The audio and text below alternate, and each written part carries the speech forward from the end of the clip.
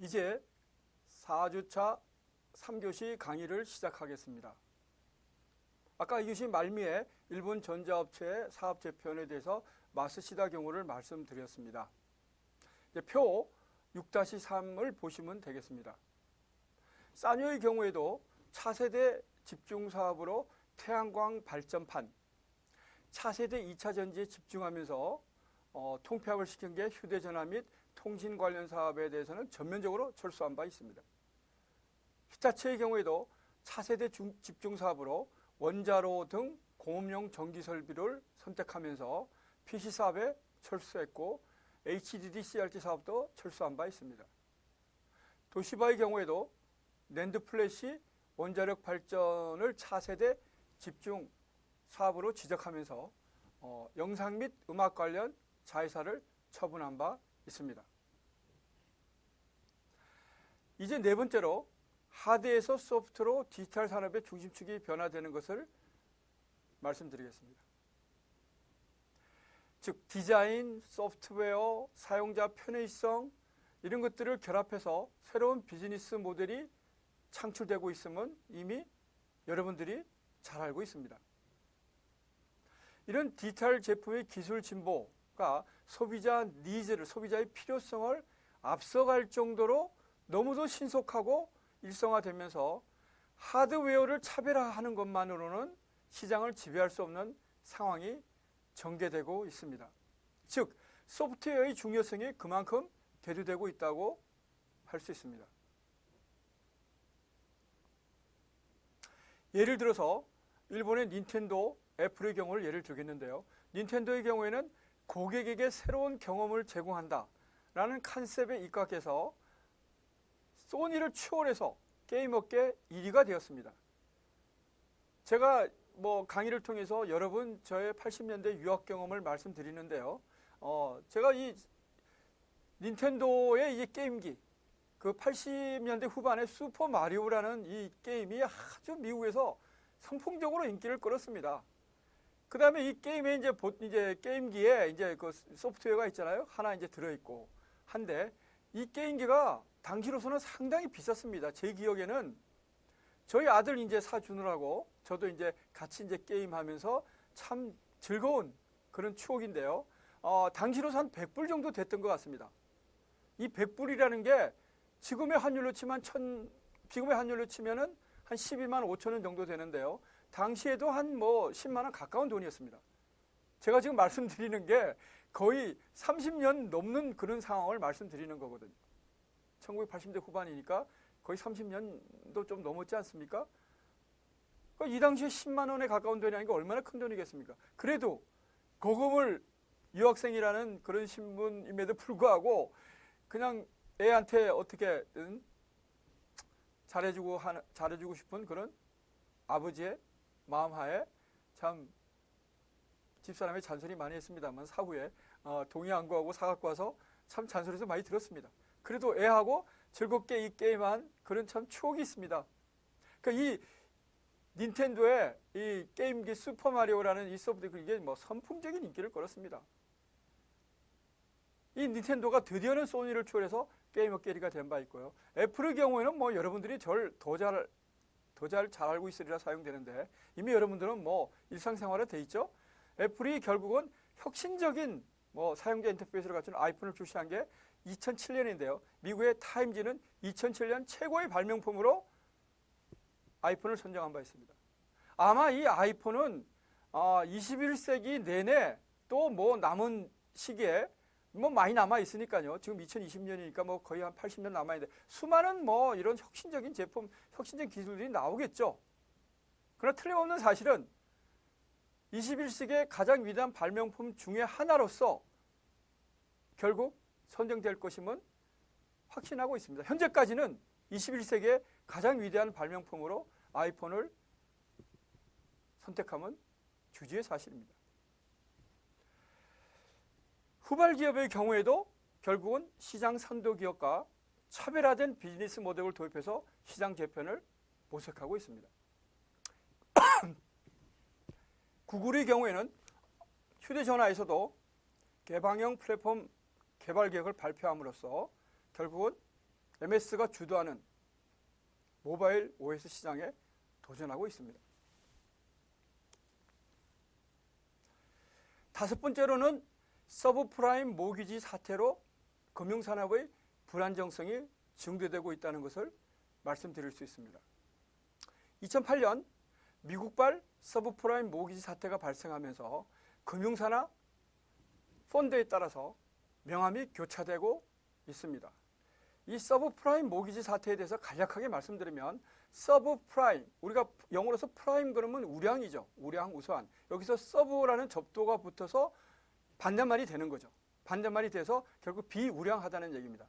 비우량 모기지는 주택담보대출을 의미합니다. 그래서 우리말로 번역을 하면 서브프라임 모기지란 비우량 주택담보대출이 되겠습니다.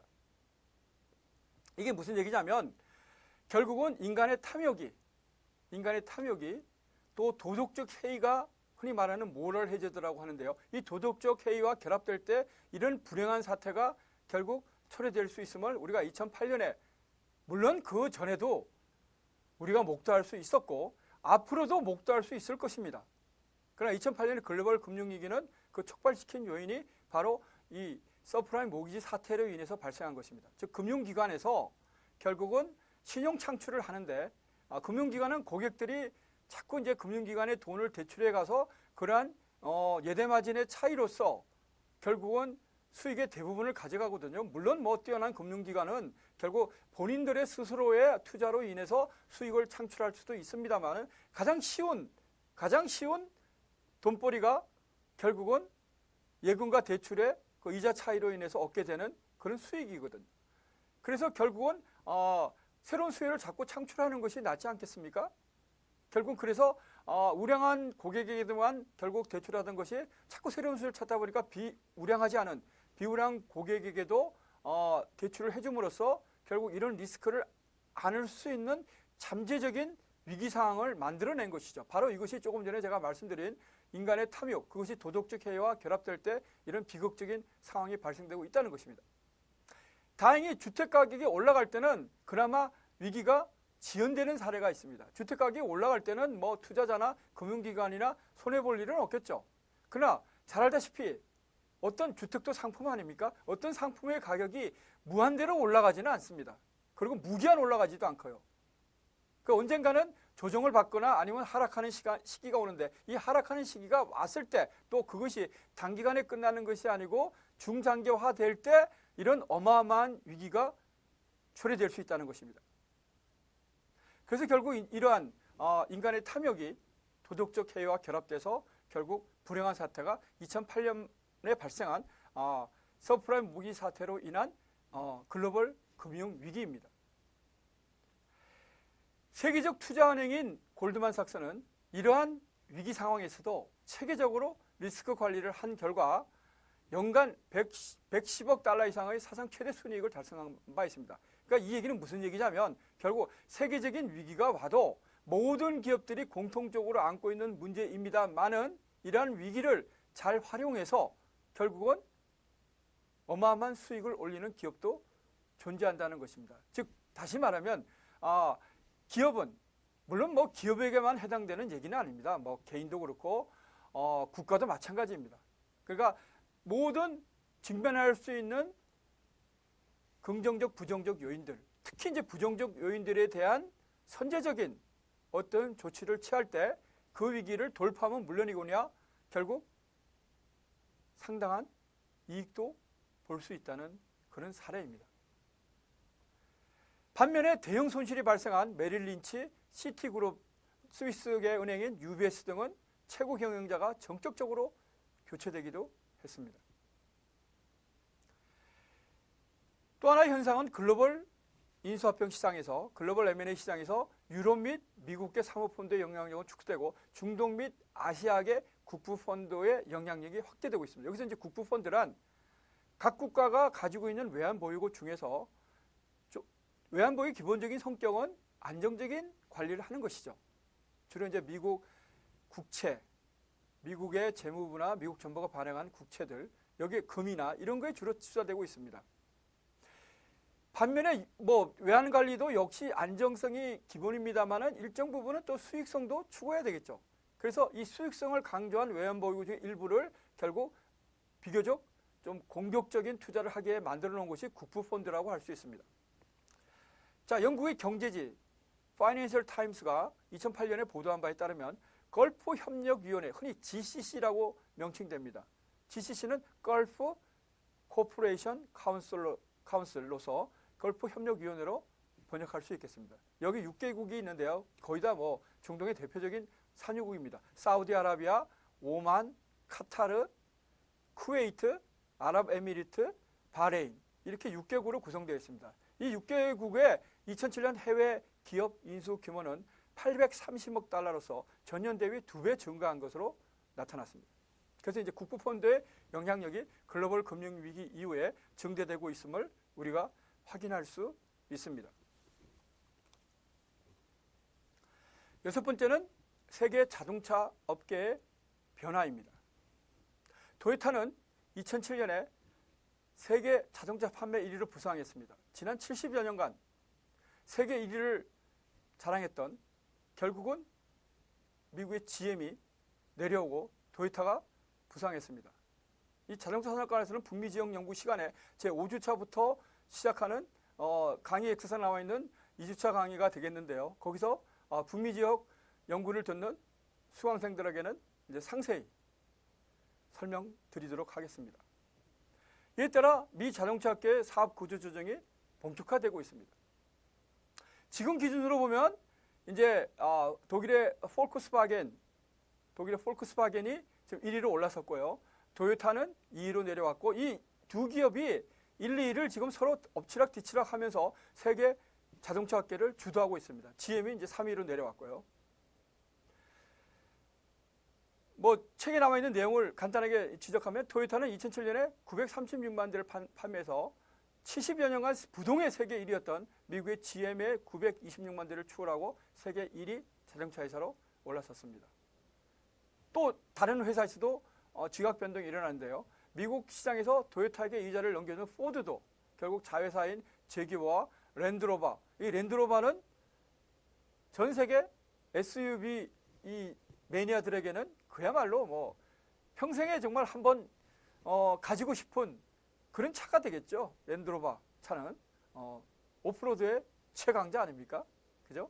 이 랜드로버 정말 대단한 자부심을 가지고 있는데요. 이 랜드로버의 매각을 추진하고 있고 다임러 세계 대량 생산하는 차 중에서 가장 그야말로 전 세계인들에게 각인된 독일의 3사 중에서도 대표적인 벤츠, 다임러 벤츠도 2007년 5일에 크라이슬러를 상업펀드 서브로스에 분리 매각했습니다. 이게 뭐 인수할 때보다도 엄청나게 헐값에 매각했습니다. 따라서 다임러 벤츠도 크라이슬러를 인수하면서 엄청난 손실을 봤던 거죠. 결과적으로. 조금 전에 말씀드린 대로 이 자동차 업계의 변화에 대해서는 북미 지역 연구 시간에 그 수업을 듣는 수강생들에게 보다 자세하게 설명드리도록 하겠습니다. 이제 제2절은 글로벌 기업 환경의 변화입니다. 글로벌 기업 환경의 변화에 대해서 시간이 되는 데까지 설명드리도록 하겠습니다.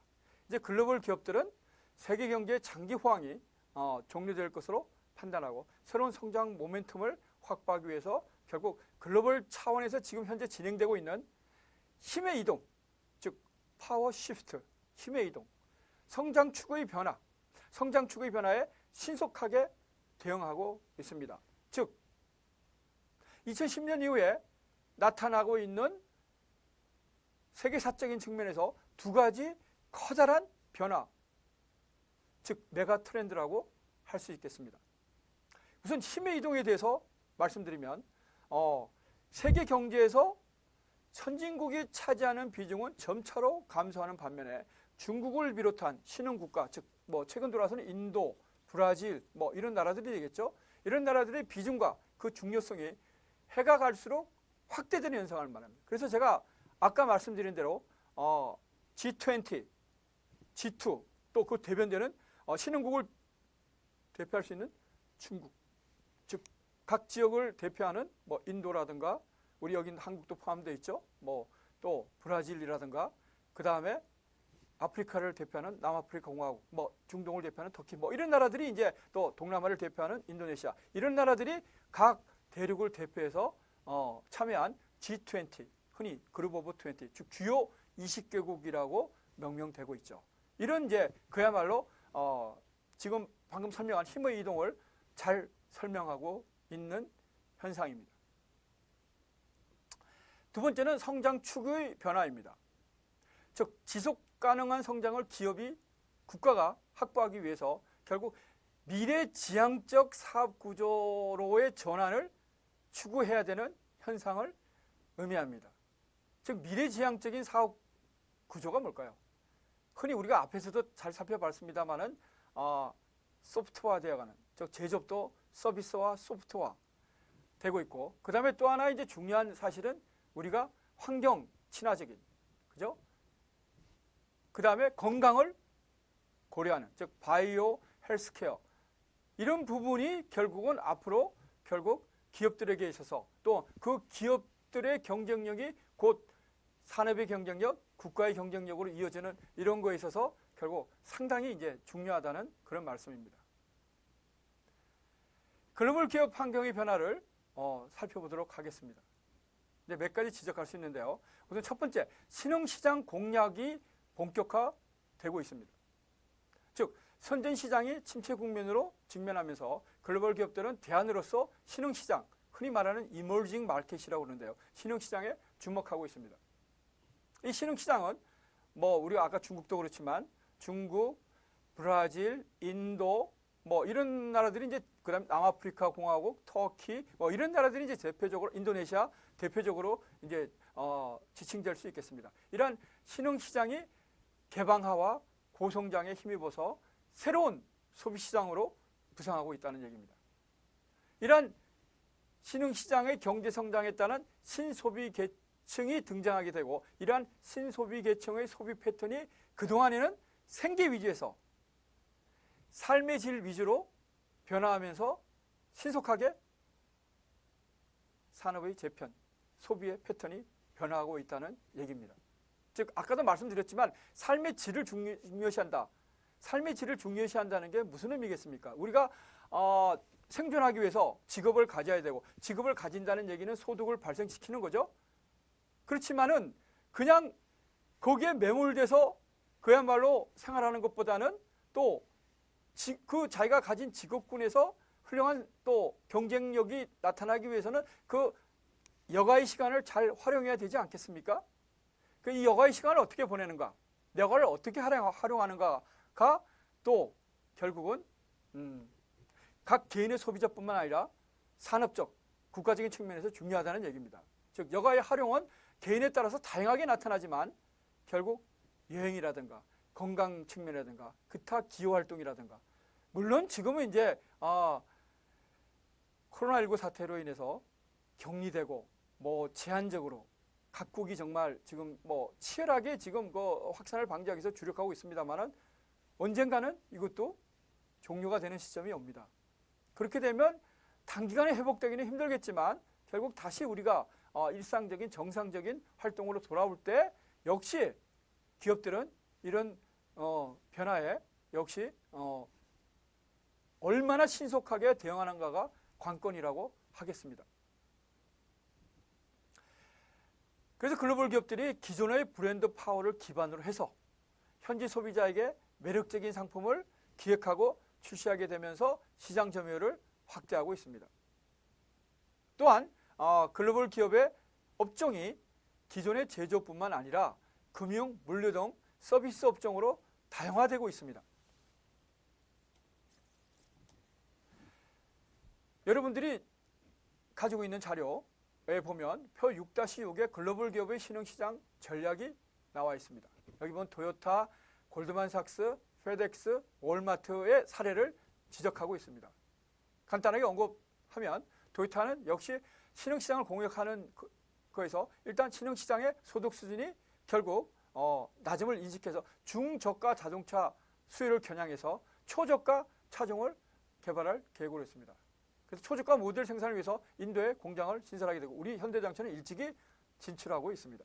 그래서 인도 시장에서 굉장히 놀라운 성과를 나타내고 있죠. 골드만삭스의 경우에도 아시아 사업의 비중을 20% 이상으로 확대하고 있습니다. 친디아, 흔히 차이나 플러스 인디아를 이제 합성어죠. 친디아 지역의 부동산 투자 펀드를 결국 2007년 10월에 출시한 바도 있습니다. 즉 신흥시장 공략을 가속화한다는 그런 얘기가 되겠습니다. 페덱스의 경우에도 필리핀 수비크에 있던 기존의 아시아 태평양 본부를 중국의 광저우에 이전한 바 있습니다. 즉 중국이 그야말로 아시아 태평양 지역의 신흥시장의 교두부라는 얘기죠.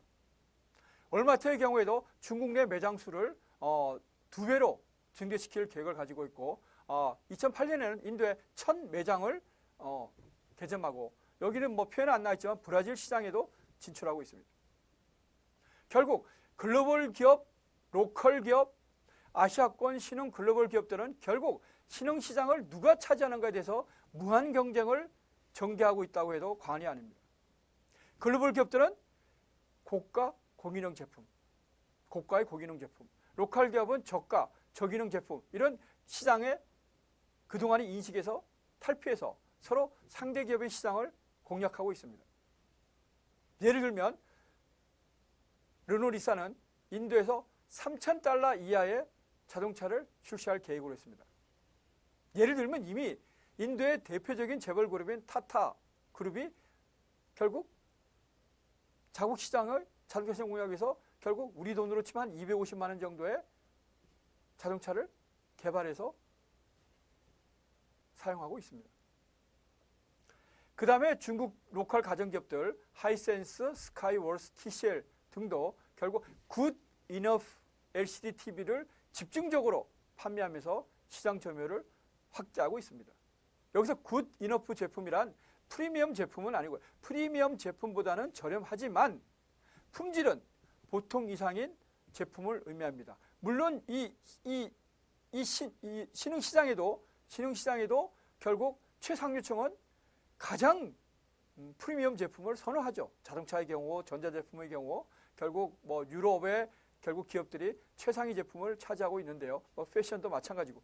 그래서 그들이 5에서 한 10% 정도의 최상위 소득층은 여전히 글로벌 프리미엄 제품을 선호하지만 여기에 중산층들은 역시 소득 수준의 영계에서 프리미엄 제품을 구매할 수 없는 층한테는 굿 이너프 제품이 충분히 매력적으로 어필하고 있습니다. 그래서 한국, 중국, 인도 등 결국 아시아계 신흥 글로벌 기업들도 선진 시장보다 신흥 시장에 대한 투자를 확대하면서 시장 쟁탈전이 더욱 치열해지고 있습니다. 물론 우리 한국의 경우는 중국과 인도와는 차별적으로 이미 유럽이나 미국 등 선진 시장에서 어필할 수 있는 제품도 충분히 우리가 출시하고 있죠. 다만 이제 우리 한국의 경우에는 잘 아시다시피 다른 어느 나라보다도 무역과 통상이 국가 GDP를 올리는 핵심 수단이 되고 그것이 우리 소득과 결국 일자리를 창출하는 데서 가장 힘적인 요인이기 때문에 선진 시장만 의존해서는 되지 않죠. 따라서 선진 시장을 포함해서 중소득 국가, 저소득 국가에도 우리는 전방위적으로 진출해서 각각의 지역에 적합한 결국은 맞춤형 상품을 개발해서 제공해 왔으며 이러한 결과 결국 우리가 $30,000도 넘어가는 그런 소득을 올릴 수 있었던 겁니다. 결국 신흥시장만 추구해서도 안 되고 선진, 그 다음에 중소득 국가, 신흥시장 모두 다 결국 선택될 수 있는 그런 맞춤형 상품을 지속적으로 개발하고 제공해야 된다는 것입니다. 특히 우리 한국의 경우에는 조금 전에 지적한 바와 같이 더욱더 이것이 기업이나 국가적인 차원에서 필수 불가결한 성장 전략이 되어야 되고 또 그렇게 되어 왔습니다. 이제 참고적으로 신흥 글로벌 기업의 특징으로서 3가지를 지적하겠는데요. 제가 올려드린 자료에 참고 1에 있습니다. 신흥 글로벌 기업의 특징은 기존의 글로벌 기업에 비해서 신흥 시장의 소비 및 정책 환경에 보다 익숙하다는 것입니다. 결국 당연하겠죠. 이 얘기는 결국 자기가 속한 지역에 결국 정부의 정책 환경, 그 다음에 일반 시민들의 소비 패턴에 더 잘 알게 되면 당연하지 않겠습니까? 둘째로 특징은 일단 신흥시장 진입에 성공하게 되면 다양한 루트를 통해서 선진국의 자금, 인력, 경영 노하우를 자유롭게 활용 가능하다는 이점이 있겠습니다. 세 번째는 기존의 글로벌 기업의 경우 대체적으로 위험이 크고 규모가 작은 신흥시장 진입을 주저하는 경향이 있다는 것입니다. 이제 4주차 3교시 수업을 마치고자 합니다. 지금까지 시청해 주셔서 감사드립니다. 이제 제 5주차 강의는 아까도 말씀드렸지만 오프라인이 될지 온라인이 될지 현재로서는 알 수 없습니다. 그러나 어떤 것이 됐든 간에 이제는 여러분들이 강의 계획서, 제가 제공한 강의 계획서에 따라서 진행됨을 다시 한번 말씀드립니다. 수고하셨습니다. 감사드립니다.